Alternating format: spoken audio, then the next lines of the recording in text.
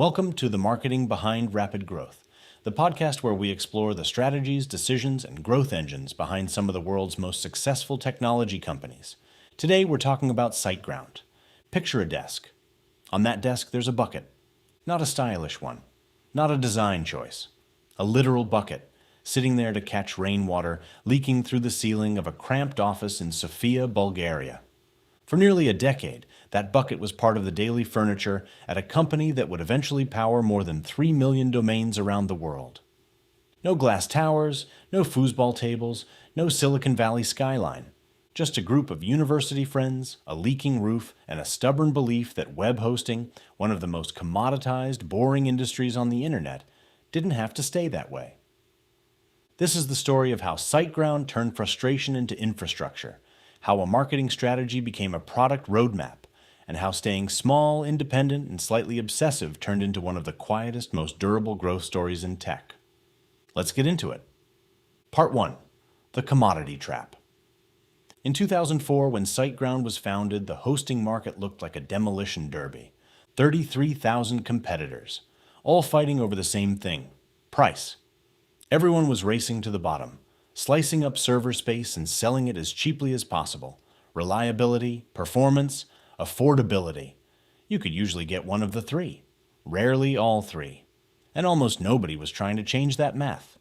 Ivo Tsenov and his small team of university friends looked at this landscape and made a decision that, on paper, sounds almost naive.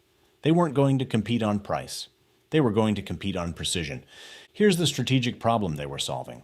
In a commodity market, the product itself, server space, doesn't differentiate you. Everyone is selling the same rack space, the same bandwidth, the same basic promise. So if you can't win on the product and you can't win on price, what's left? Understanding the customer better than anyone else. Part 2. Marketing as a discovery engine. This is where SiteGround's story stops being a hosting story and starts being a masterclass in something much bigger, using marketing not as a megaphone but as a listening device. The established giants of the era were spending millions competing for one enormous generic keyword: web hosting. It's the kind of keyword that sounds important, but tells you almost nothing about what the person searching actually wants. SiteGround's early marketing team asked a sharper question: what are people actually trying to do? The answer was specific software problems. So instead of building one big hosting page and hoping for the best, they built individual landing pages for individual needs. Mambo hosting, a nod to a popular content management system of that era, then Joomla hosting, then WordPress hosting. This wasn't just clever SEO. It was a feedback loop. By watching which of these landing pages spiked in organic traffic, the marketing team was effectively handing the engineering team a roadmap. Not a roadmap based on guesswork or competitor analysis. A roadmap based on where real demand was already gathering. Think about what that does to a company's instincts. Instead of asking, what should we build, the question becomes, where are people already showing up and what do they need when they get here? And this outside-in approach didn't stop at landing pages. When the marketing team noticed users struggling with site speed, the response wasn't to just buy faster servers. It was to build Super Cacher, now known as SG Optimizer, a proprietary caching system built specifically around the pain point marketing had surfaced. When automated attacks started rising, the response wasn't to outsource security to a third party. It was to build an in-house AI-powered monitoring system. Today, that system blocks an average of 2 million malicious login attempts every single hour. Every one of these products has the same origin story. Someone in marketing noticed a pattern. Someone in engineering turned it into infrastructure. Part 3. Turning support into an R&D department. Now here's where SiteGround's strategy gets genuinely unusual. Most companies treat customer support as a cost center, something to minimize, outsource, or automate away as quickly as possible. SiteGround did the opposite. For more than 12 years, the company refused to hire outside management. Every leader had to rise up through the ranks, often starting on the support floor. Tenko Nikolov, who would eventually become CEO, started as a support agent. That's not a footnote. That's the entire philosophy in one sentence. Think about what this does structurally.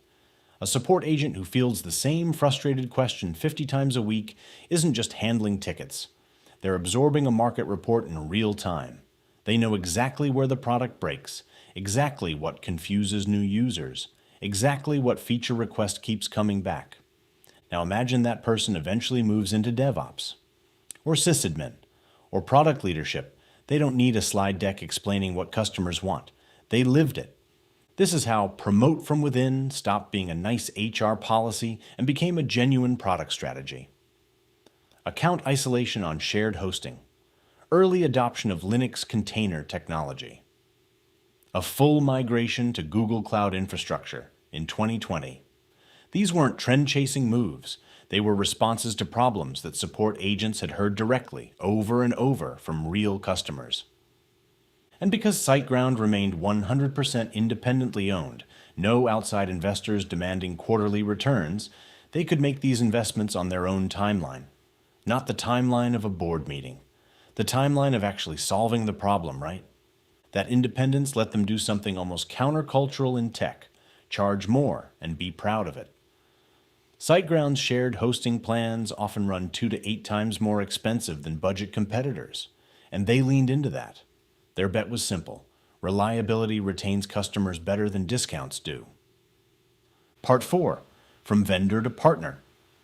Long before content marketing became an industry buzzword, SiteGround was already doing something adjacent to it, but more grounded. They started producing deep, practical tutorials for a very specific moment of confusion. The moment right after someone buys a domain and stares at the screen thinking, okay, now what? This is a small thing that had a large effect. It lowered the barrier to entry for small business owners who weren't technical, and it slowly built SiteGround's reputation as a source of real expertise, not just a vendor trying to upsell. That reputation deepened through something even more hands-on. Community presence. SiteGround began sponsoring more than 50 WordPress events a year, showing up at WordCamps and Joomla conferences not to hand out brochures, but to actually talk to developers. This is the detail that matters most. Those conversations weren't just brand building, they were product research. A developer at a conference mentioning frustration with PHP version compatibility didn't just get a sympathetic nod. It led directly to a one-click PHP testing and switching tool being built into SG Optimizer. That's the through line across this entire company. Marketing wasn't decoration. It was the sensing mechanism that told engineering where to point its energy. Part 5. The platform shift. As the hosting industry matured, cloud infrastructure stopped being a differentiator and became table stakes. Everyone had it. So what was next? SiteGround made a strategic bet. The hosting company of the future wouldn't just host websites. It would be a software company supporting the entire life cycle of a small business, building the site, selling on it, marketing it, and eventually building it with AI. This led to a full platform redesign. Website building, e-commerce, and email marketing folded into a single environment.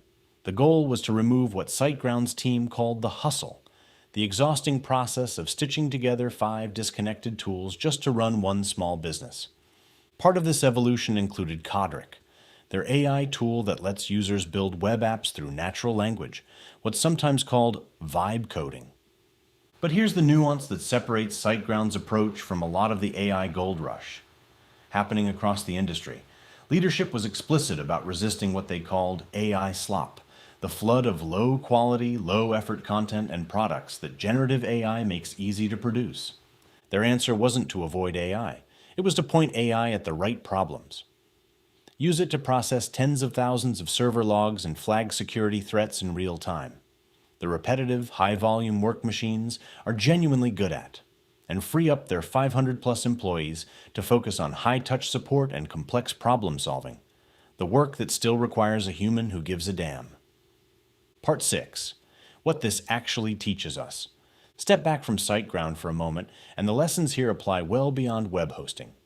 First, financial independence can be a product strategy, not just a balance sheet detail.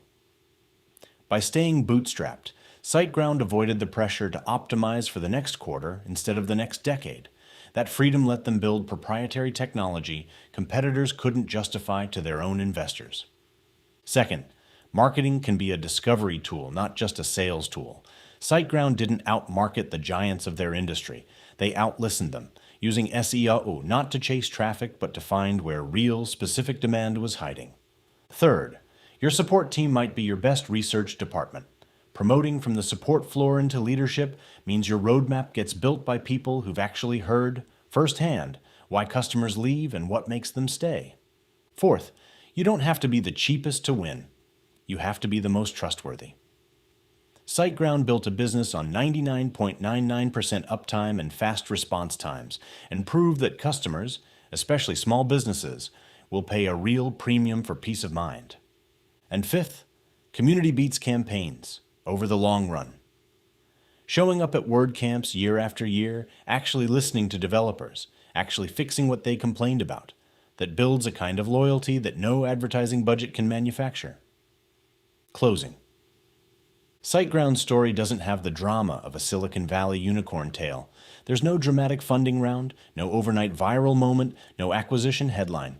What there is, instead, is a bucket on a desk, a support agent who became a CEO, and a marketing team that treated every search query like a piece of research, not just a click to capture. The company didn't win by being the loudest voice in a crowded, commoditized market. They won by being the most attentive one, turning every signal, every support ticket, every developer conversation at a conference booth into fuel for a product that kept getting quietly, relentlessly better. That's the real lesson buried in this story. Growth doesn't always come from a bigger megaphone. Sometimes it comes from better listening. This was the marketing behind rapid growth. See you in the next episode.